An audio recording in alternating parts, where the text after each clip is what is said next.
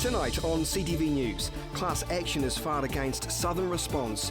The Human Rights Commission rejects a complaint made by this man, and an increase in drink driving during the day has Christchurch Police on high alert. Broadcasting across Canterbury, from the CTV studio, this is First at 5. Good evening, welcome to CTV News, now live streaming every night at ctv.co.nz. Well, it's not the number they were after, but class action against Southern Response has been filed at the High Court in Christchurch this afternoon, with less than a quarter of the claimants getting behind the legal action against the crowd-owned insurer. Jared McCulloch has the very latest. It's been an ongoing process, getting unhappy Southern Response policyholders on board to take on the insurer. No win, no fee mechanism is the most effective way forward. The class action group run by Cameron Preston with lawyer Grant Cameron were hoping to get around 200 frustrated policyholders on board, but only 47 have signed the dotted line to get a better deal for their quake damaged properties.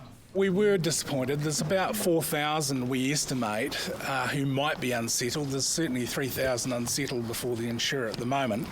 There's many hundreds still in the EQC system. So we would have thought that more would come forward. We were promised as policyholders that our policies would be fulfilled in full, and all we're asking for is those full entitlements. But the litigation team that's funding the action is confident with the case. It's a very strong claim. So from a commercial sense, there's a motivation there for us. This home is one example, a policyholder battling with Southern Response to find out what's next for a broken and buckled property. In this case, the insurer said that they could repair it for $289,000. Expert advice suggests it'll be a rebuild somewhere north of $1.7 million. The point is, something needs to be done to give policyholders some control of the process. It's been a long journey. These frustrated claimants turned out for a private meeting at the Transitional Cathedral to consider whether to join a class action against the government-owned insurer. So, how does the class action work? If the class action is unsuccessful in court, claimants wouldn't have to pay any damages and legal costs. That's covered by the litigation team. But if the action is successful, claimants will pay fees of more than 20% of the claim, with some paying a lot less. Cameron has been working alongside claimants, encouraging over 3,000 unsettled policyholders to join a united effort to get what they are owed through legal action. Now Cameron is confident with the case, even if it's coming out of the taxpayer's pocket. Yes, unfortunately it is. Should the government have gone back now and maybe talked to the old board of AMI who got us all into this mess? Yeah, they should. The battle is far from over yet. Jared McCulloch, CTV News. Canterbury Police are asking the public for help after an alleged assault in Waltham last night. The woman caught a bus from the bus exchange and got off at a stops at Brougham Street near the Waltham Road intersection. At about 6:30 p.m, she noticed a man who got on a bus near the South City Mall. That man followed her as she walked down Cecil Place. The man is described as Māori or Pacific Island, about 20 years of age, 175 centimetres tall, of normal build. He had short black hair and was wearing dark clothing. Police are urging anyone who may be able to help identify this man to come forward and contact them immediately. Christchurch students have taken their first steps on 4 new walking trails around the east, a project unique to our city. Here's Chelsea Daniels. Today, Chisnallwood Intermediate School was the first to use new walking trails that were made for the community's wellbeing by the community. 4 schools in eastern Christchurch have worked together to create the new walking tracks, bringing a breath of new life to the east. It's been a really creative and new and different project, and I think it's been really important. The heart of the project is really about connecting, so reconnecting with the land, reconnecting with the beautiful Otakaro River here, and connecting up schools, neighbourhoods, community. The walking trails are unique to Christchurch, and the students were involved in the development of the project. As far as I know, it's the first created by the schools in this way, certainly, and with the community. Littleton has had a map. I don't think there's one currently now. So at the moment, this is the only current living walking map in Christchurch City. 660 Chisnallwood students kicked off the walk this morning, taking the final steps in a project they have been a big part of. The children had a huge part to play. So they've designed the trails, they've decided where the trails are going to go, they've decided what kind of wellbeing activities to celebrate and do along the way to make it more interesting. They've been involved in painting, they've been involved in all sorts of things, creating the posters for some of them. The initiative is supported by Community Public Health and the All Right campaign, focusing around 5 key ways that international research says we can all give ourselves a boost. So the 5 ways to wellbeing are to give, connect, be active, take notice and to keep learning. And with the Our Trails project, all of the walks include activities related to those. It's a great practical way for kids to understand how they can make those 5 ways to wellbeing a part of their everyday lives. There are 4 main trails which highlight local sites and suggest activities along the way to enhance your wellbeing. And this project is a great opportunity for that, just getting kids out walking, seeing more of their community, learning about the history of the place and connecting with their friends and family as well. The AWA Trail Map, appropriately named after the schools from Aranui, Wainoni and Avondale, can be located online. Chelsea Daniels, CTV News. The man denied entry to Rockpool last Friday because of his facial tattoos may have no leg to stand on when it comes to a complaint to the Human Rights Commission. Jesse Wright had been told by the Human Rights Commission there are no grounds for a complaint. Mr. Wright called the Commission after he felt he was unfairly discriminated against when the bar denied him entry because of his tattoos on his face.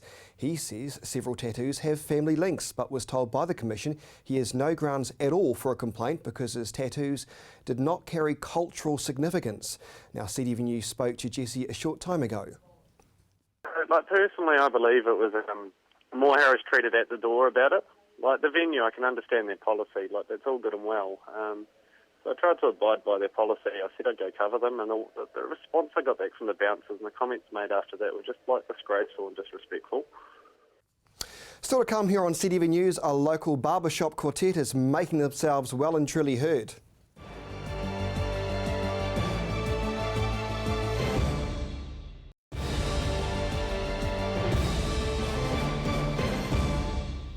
Welcome back to CTV News. Don't forget we are streaming live at ctv.co.nz. A local barbershop quartet is making themselves heard performing in Christchurch this weekend, and for the first time they're performing alongside one of the world's best in this style. Here's Jared McCulloch.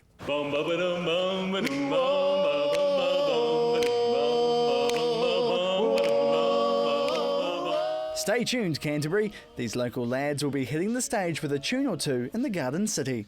This vibrant barbershop quartet are hitting the high notes as they prepare to open for one of the world's best musical groups from here in New Zealand. But there's something missing. There's 3 of us here, but we're 4 of us. And there's a few others around and doing similar stuff, yeah. Being together since 2011, the Vocal Network are making a name for themselves, performing a range of musical styles, including contemporary a cappella.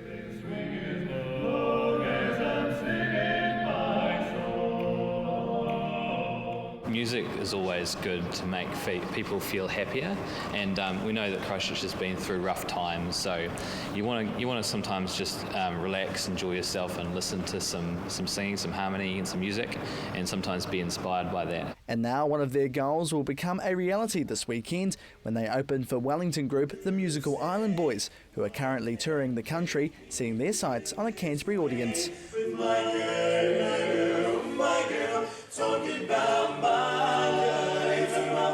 They've got quite a very cool story. Their journey from when they were in high school, they had a dream or a goal to become the best barbershop harmony quartet in the world. The musical Island Boys took the title of the world's best international barbershop quartet last year in Las Vegas. So Vocal Network says it's a real privilege to share a stage with them.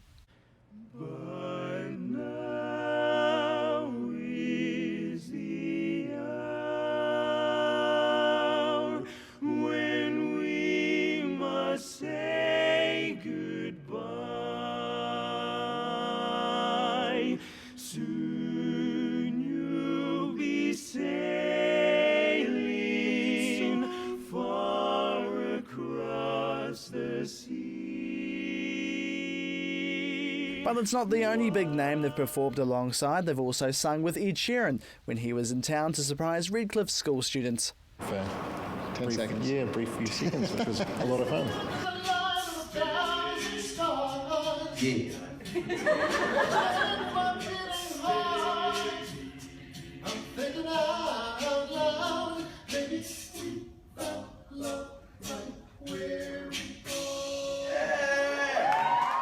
But it doesn't end there. Plans are already underway to compete further afield. We're going to be involved in some competitions in September up in Hamilton, and hopefully if we get enough points, we'll head over to Nashville next year and compete at the same level that the Musical Island Boys were competing at. But for now, they're getting ready to bring the house down with their opening debut for the Musical Island Boys at St Margaret's College this Saturday night. Everything was right, music filled the night.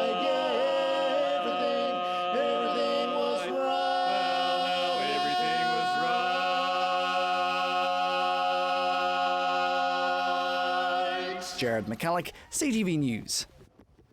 Absolutely wonderful. Well, Christchurch Police are targeting drink drivers, and this time in the day.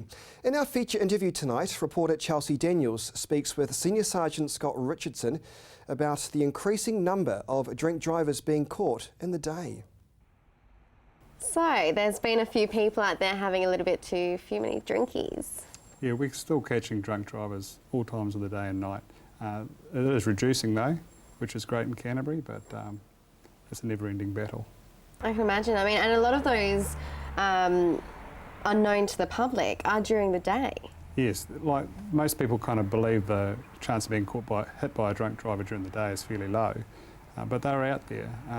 Most of the risk for alcohol is at night, obviously, and in the weekends, but every week we would catch someone during the day who's 2 or 3 times the legal limit, and they're out there right now. Isn't that incredible? I mean, what's an instance in your career, would you say, that's been the worst case scenario? The worst I've ever had personally was a guy that blew 1,400 at 10 o'clock on a Tuesday morning. And when I spoke to him and asked him what he'd had for breakfast, he said a bladder of wine.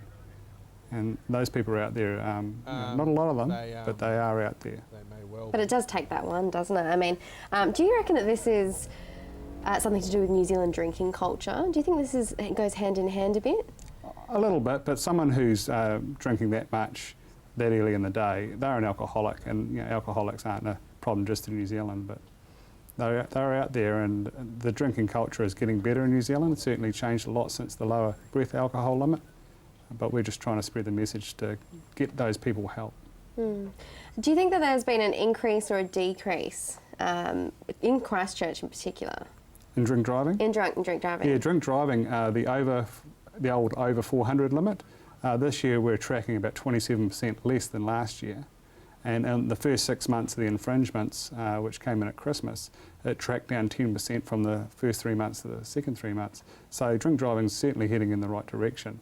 But someone who blows 1,000 during the day isn't having 2 glasses of wine after work. They're having 2 bottles of wine before breakfast. Yeah, and I mean, it seems like it's a bit of an issue when someone's having that for brekkie. What's something that the community can do to help? Obviously, the police are focused on prevention. So what we'd like to do is spread that message, and these people are known to their neighbours, known to their friends. Everyone suspects that they may have a drinking problem. What we're wanting people is to speak up, have those conversations with them, get them some support, and deal with it before it becomes the point where police become involved and the driver in a fatal road accident. And what if those people close to them are scared to approach them? Do you guys have some kind of way of lessening the blow, I guess? Yes, well, within the sphere of prevention, the police would be interested in knowing about these people, and we certainly wouldn't rule out making an approach. Obviously, a personalised approach for the people that know them best is always the best way, but if you can't make that approach, call the police or call Crime Stoppers if you want to do it anonymously, and we'll do all we can to help. I mean, do you find that there are specific areas that you're targeting more so than others in Christchurch? No, for drunk driving, it's very much a blanket approach. We don't just focus on certain suburbs or certain groups. We want to spread the message that anyone can be stopped and breath tested anytime, anywhere in any part of the city. And as I said, the evidence out there shows that breath testing all day long is needed, because every once in a while you strike one of these people who's very high on the breath alcohol limit. Yeah, and I mean, you should always be prepared to be stopped by a breathalyzer anywhere, anytime, like you said. Yes, the law changed in 1993. Before that, we used to have some sort of cause to breath test people, but when compulsory breath testing came in 1993, that changed the game completely, and now we can breath test people anytime, anywhere. And most people accept that that's a necessary inconvenience to making the roads safe. All right, 2 local high school students will represent Canterbury in the national cooking competition. It's the second time Burnside High School has taken the regional title. Now they're taking their goods to Auckland to battle it out in a live cook-off. Here's our cooking correspondent, Jared McCulloch. Putting their cooking skills to the ultimate test. Students from Burnside High School will represent Christchurch, taking on 9 other regions around the country. I'm really proud of myself for doing this, and it makes me confident about cooking as well. The school took out the regional rounds a few months ago, and now they're practicing for their next challenge. The National Secondary Schools Culinary Challenge kicks off in Auckland on Friday, and this will be the second time Burnside High has represented the region. Obviously I want to win, so I'm kind of scared about it, but I don't know, I think it's a really good opportunity for me to compare with other teams. But it's no easy feat. The teams of 2 are given specific ingredients they must use in their dishes to have a chance at winning the competition. The entree must include beetroot, while potatoes need to be featured in their mains, along with chicken breast and seasonal vegetables. We had to make 4 dishes, like 4 entrees and 4 mains. And it all needs to be done in 90 minutes. It's quite a lot of pressure, but... This is the first time the 16-year-old has competed in the challenge, but cooking's been a passion of hers for years. In Japan, I used to go to cooking class, like cooking lessons. Yeah, I started there. And now she's preparing alongside her partner for the upcoming final. And if they win, they'll receive a $2,000 scholarship and head to Tahiti for the international competition. Well, if we win, we're gonna represent New Zealand, so obviously I'll be really proud. But I think even we don't win, I'll still be proud of myself for doing this. The team jet off to the city of Sales tomorrow, hoping to cook their way to the top. Jared McCulloch, CTV News. And Jared must have got inspiration because he baked the most amazing cookies today. Still to come here on CTV News, your local weather.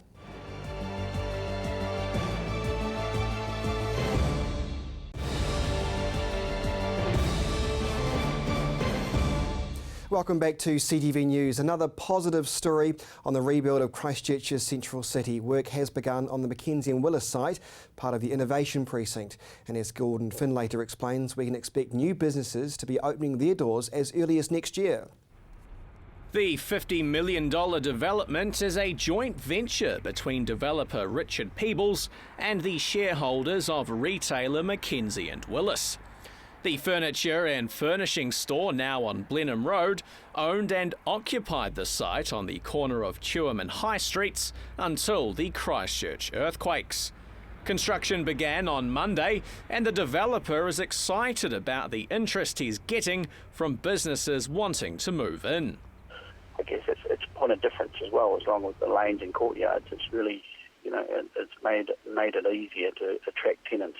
So it's been, whilst it's been difficult and very expensive to do, it's actually making leasing a lot easier than it probably could have been in the past. But also the lanes and courtyards. Sarah is providing lanes and courtyards right to the centre, connecting on the southern frame. So it's going to be a really funky, cool area. We're looking forward to getting it finished in about a year's time. The biggest tenant in the complex will be the Wynyard Group, who will move 100 staff to the site. The homegrown software developer will take up most of the upstairs office space. Designs of the new complex have been altered, giving more space to restaurants and bars, with laneways connecting with those in the south frame. One of the new businesses moving in is Joe's Garage, who are looking forward to being part of the development. We're obviously really excited. It's it's an iconic building, and we're really happy that they've kept the facade on that. I think it's going to be a great little hub of businesses and stuff in there. I think there's a lot of hospo going in there, which will be fantastic. And just getting back into town. The development is another step forward for the Innovation Precinct, which is the most advanced of the government-designed business and residential zones, which will frame the new central city. Gordon Findlater, CTV News. Well, what could you do to help your neighbourhood? Applications for this year's Neighbourhood Week close on Friday, with a small subsidiary funding available from the Christchurch City Council Community Boards.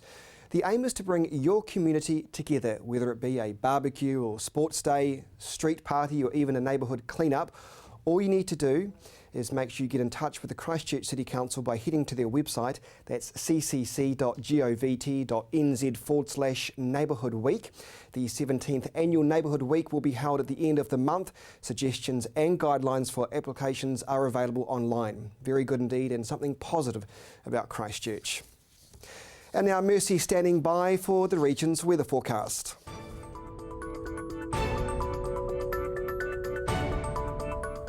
Kia ora Canterbury. Well, it was a cold, frosty start this morning. We saw southwesterly winds today with a few cloudy patches overhead. Today's highs first up, 9 degrees for Geraldine, Temuka and Timaru, 10 there for Waimate and 7 for Twizel. Central Canterbury, 10 degrees was also shared by Christchurch, Akaroa, Leeston and Darfield, 11 degrees for Ashburton and 9 for Methven. Heading further north, 12 degrees for Kaikoura, Cheviot and Rangiora, 11 degrees for Amberley and Culverden, 10 there for Hanmer Springs and 9 degrees for Oxford. And over to the Alpine region, 7 degrees for Arthur's Pass and Lake Tekapo. Tomorrow's weather for the major centres, looking good for you Timaru, sunny skies, 12 degrees for your high and 1 for your morning. Ashburton, similar picture here with these sunny skies, could be a little bit of patchy cloud for you, 12 degrees also and 2 for your morning. We could be expecting a little bit of frost tomorrow morning as well. Christchurch, sunny skies here with that patchy cloud as well, 12 degrees for your high and 1 for your morning. And over to Kaikoura, a lovely day for you, blue skies overhead and 13 degrees for you. The rest of the Canterbury region can also expect a calm and settled day for your Thursday, sunny skies for South Canterbury with light winds, 11 degrees for Geraldine and Temuka. Central Canterbury, few periods of cloud here but a mostly sunny day, Leeston and Akaroa on 12 degrees and 10 degrees for Methven. And as we head further north, northerly winds for Hanmer Springs, 13 degrees for your high, but watch that -2 there for the morning, could be a frosty one. And to Rangiora and Cheviot, 14 degrees for both of you. Mountain ranges, 7 degrees for Lake Tekapo and sunny skies. The upcoming days, for Friday we're seeing a little bit of drizzle in the afternoon for Timaru and Ashburton, should be dry there for Christchurch and Kaikoura and 15 degrees for both of you. Flipping over to Saturday, it's not looking good for the weekend unfortunately. We're expecting patchy rain in the morning and that should get more persistent and heavy in the evening. Southeasterly winds for everyone there. Looking to the upcoming days for the rest of the Canterbury region, again we're seeing those drizzle patches in the afternoon on Friday, but it's looking a bit drier as we head further north. And over to Saturday, it could be an inside day on Saturday, southeasterly winds for everyone here and heavy rain, particularly in the evening as I mentioned before.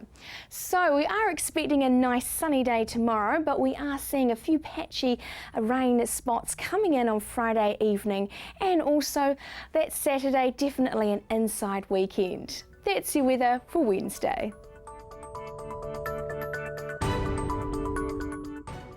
So Friday at least not looking too bad. Well, that is your local news for Wednesday. Have a good evening.